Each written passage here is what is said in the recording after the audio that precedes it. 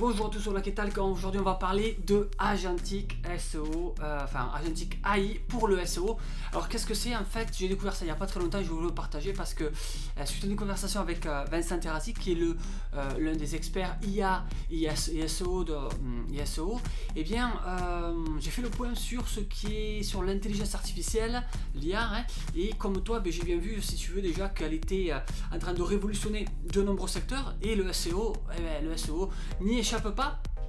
Alors tu sais, est-ce que tu sais ce que c'est que l'Agentic SEO, l'Agentic AI pardon. L'Agentic AI en fait c'est une forme d'avancée IA qui pourrait bel et bien changer la donne encore davantage. Alors que mais comment? Par exemple, je sais pas moi, imagine une IA qui soit capable d'analyser mais aussi de décider et d'agir et d'évoluer en même temps.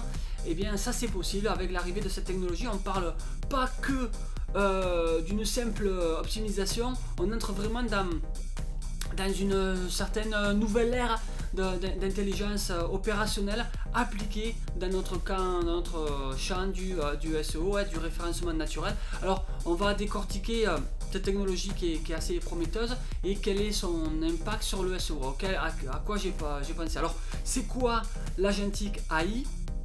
Alors Agentic AI ou IA Agentic pour les amateurs de la francisation, c'est une intelligence artificielle qui va exécuter des tâches programmées, qui va aussi plus loin car elle va analyser des situations de façon autonome. Par exemple, c'est fini les études de mots-clés à rallonge ou les audits manuels. Là en fait ce qui va se passer c'est que l'Agentic AI elle scanne et elle évalue et elle identifie les priorités en un clin d'œil. Toi tu n'as plus besoin de rien faire en quelque sorte, et puis aussi il y a un autre point qui va prendre des décisions et agir pour atteindre un objectif. Alors par exemple optimiser un contenu en fonction des dernières tendances de recherche, tu vois, il va directement consulter les trends et voit que tiens, ton article sur les derniers produits à la mode, il a changé, boum, il te change le contenu, mais comme tu as déjà l'URL indexé directement, ton contenu il est frais, il devient plus attractif.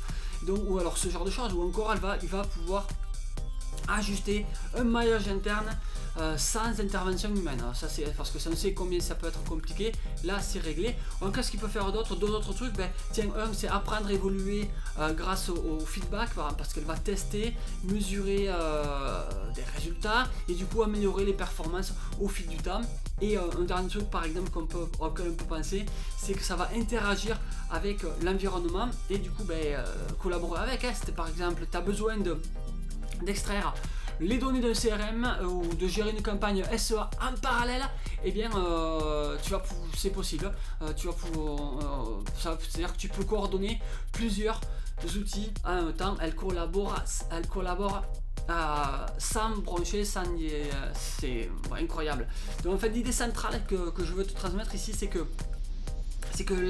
l'Agentic AI, c'est pas qu'une machine qui est réactive, elle devient vraiment proactive en prévoyant les besoins et agissant avant que même toi tu y penses ou que l'humain le demande, quoi. Alors pourquoi l'Agentic AI est une révolution pour le SEO? Là c'est vrai qu'avec toutes ces capacités, si tu veux, l'Agentic AI il apporte des avantages on va dire clés, quoi, pour les spécialistes du SEO. Alors je te donnais quelques trucs aussi, c'est qu'elle peut booster non plus le travail de base, mais plutôt la stratégie. Alors si on fait un focus sur la stratégie et pas sur l'opérationnel, donc ça c'est pas mal, c'est-à-dire que tu arrêtes de faire on arrêtait déjà de écrire des emails, mais là ça va être se dire ok, directement va te planifier une stratégie d'envoi d'email, il a répondu, il n'a pas répondu, que faire, etc. tout seul. Alors imagine donc sur ce type de tâches répétitives, tu as l'Agentic AI qui va par exemple, je sais pas moi, gérer les audits, analyser clients, analyser les concurrents, identifier les opportunités de backlink, etc. Tu peux enfin te concentrer sur la stratégie globale, je sais pas, les partenariats ou la création de contenu qui a une forte valeur ajoutée, donc tout ce qui va être cérébral, pensé avec son aide évidemment. Au niveau des positions, tu vas pouvoir améliorer tes rankings parce que l'AI enfin l'IA, l'AI comme tu veux l'appeler, elle ajuste les contenus donc en temps réel pour répondre aux intentions de recherche et aux critères des algorithmes, et bien ça va augmenter tes chances d'arriver le plus haut possible dans les SERPs et donc augmenter ta visibilité. Et c'est ce qu'on veut quand on fait du SEO, augmenter sa visibilité. Quoi d'autre? Du coup, si tu as plus de visibilité, tu vas attirer plus de visiteurs, et avec une optimisation qui va être continue et adaptée, ton site et celui de tes clients, si tu bosses pour des clients, et bien il va devenir une machine à générer du trafic organique, et qui dit plus de visiteurs dit aussi peut-être plus de conversions. Tu me suis, au niveau, et enfin on va pouvoir parler de personnalisation avancée, parce que l'agentic AI, qu'est-ce qu'il peut faire? Il peut personnaliser les pages en fonction des besoins individuels des utilisateurs, et du coup ça va te créer une expérience sur mesure qui non seulement améliore l'engagement du visiteur, mais qui va augmenter ton taux de conversion. Donc voilà quoi, c'est un gros avantage. Alors je me suis mis à penser un peu, et j'ai dit faut pas oublier certains trucs qu'il faut garder. Enfin, il y a certains trucs qu'il faut garder en tête avec l'agentic AI, parce que aussi prometteuse soit-elle, quoi, sur le papier en tout cas aujourd'hui, je pense que c'est pas une baguette magique non plus, donc voilà, alors quelques points à surveiller. C'est par exemple, je pense que les experts SEO vont garder leur importance, parce que si l'IA est un outil puissant, je crois qu'elle n'a pas le flair ou l'expérience de l'humain, quoi. Tu vois, c'est qui va te diriger, tiens, je crois que ça va par là ou ça va par de l'autre. Donc les stratégies, on va dire SEO complexes ou des ajustements qui vont avoir besoin d'être nuancés, je crois que j'espère en quelque sorte qu'il y aura toujours besoin d'une expertise humaine, ou même pour l'expliquer à un autre humain, quoi. Imagine mal encore une AI l'expliquer à un autre humain. Alors qu'est-ce qu'on peut garder en tête d'autre? C'est que on peut penser à une collaboration homme-machine, c'est-à-dire l'agentic AI qui fonctionne au mieux lorsqu'elle travaille main dans la main avec des experts. Ok, elle automatise, elle optimise, mais bon, l'humain quand même, il doit garder la direction dans un sens ou dans l'autre. Il doit garder aussi un œil critique, quoi, pour pas qu'elle fasse n'importe quoi non plus. Après, il y a différentes choses qu'il faut garder en tête. C'est le fait qu'il faut qu'elle s'adapte aux évolutions technologiques, pas qu'elle reste caduque au bout d'un moment, où il y a la dépendance aux données qui va être qui va être très c'est important. Pourquoi? Parce que c'est la qualité des résultats qui va dépendre directement des données qu'on va fournir à l'IA, quoi. Si on donne des mauvaises données, ces données biaisées ou alors incomplètes, elles peuvent entraîner des décisions contre-productives et avoir un engrenage complètement inverse. Donc ça peut couler des sites, c'est pour ça qu'il va falloir garder un œil dessus, avec une collaboration, on va dire homme-machine, si tu veux. Et puis on va parler un peu d'éthique et de transparence. Peut-être quand on travaille comme ça, avec les décisions qui sont prises par une IA, elles doivent être peut-être expliquées clairement pour éviter tout malentendu ou mauvaise utilisation avec un client par exemple. Et donc toujours pareil, il y a une supervision humaine. Pour moi, ça reste essentiel pour garantir une application qui soit éthique. On peut donner quelques exemples concrets, je sais pas moi, par exemple l'optimisation en temps réel. Donc imagine que tu as l'IA qui soit capable de surveiller tes pages en continu, que détecte une baisse de performance de mots-clés importants. Par exemple, tu viens de Systrix vient de te dire que tu viens de perdre 10 places sur ton keyword, pourrait justement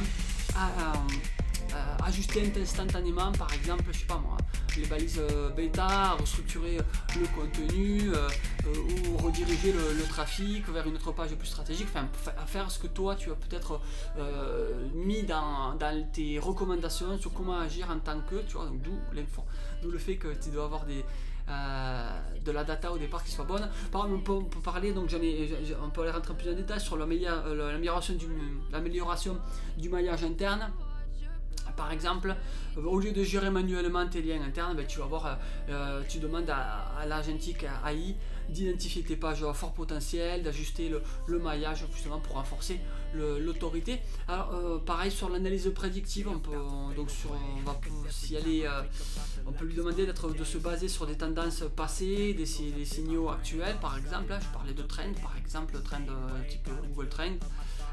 Et bien l'IA l'IA va pouvoir prévoir des comportements des utilisateurs et ajuster justement les contenus pour maximiser la performance avant même que la tendance soit pleinement établie. Donc d'avoir toujours un temps d'avance, donc c'est ce qu'on cherche à avoir aussi. Mais bon, tout quand même avec tout ça, l'agentique AI, c'est un allié, c'est pas un remplaçant. Je vais quand même être assez tempéré sur ça, parce que elle représente, si tu veux, un énorme potentiel pour réinventer le SEO, ok, d'accord, en prenant en charge des tâches qui sont chronophages, par exemple, qui sait enregistrer ce même épisode que je suis en train de faire, hein. Mais en fait, si tu veux, elle libère du temps pour les stratèges, hein, d'accord, mais c'est-à-dire, ok, planifier par exemple des podcasts sur tel sujet, etc. Et donc du coup, ça garantit, si tu veux, va garantir des performances qui soient toujours meilleures, parce que justement elle va analyser les temps d'audience, visualisation, etc. des podcasts et se dire ok, on va faire plus court, plus long, plus de temps, etc. Musique ou pas musique par exemple, là, si on parle d'un épisode de podcast par exemple, et améliorer les performances automatiquement. Mais bon, tu sais quoi, s'il faut pas oublier que le SEO c'est quand même, j'ai envie de croire en tout cas que le SEO ça reste un art, plus ou autant qu'une science, et toi l'humain que tu es, d'accord, avec ta créativité, avec ton intuition, tu restes au cœur de la réussite quand même. Alors bon, si t'es prêt à faire un pas vers le futur du SEO avec l'agentique AI, n'hésite pas, tu t'inscris à la newsletter, on va en parler. Je te laisse le lien dans la description, ou tu me contactes si tu veux qu'on mette un agentique SEO pour ton site, pour tes clients. On peut faire ça ensemble, c'est avec plaisir qu'on s'y met. À bientôt pour un nouvel épisode, ciao ciao.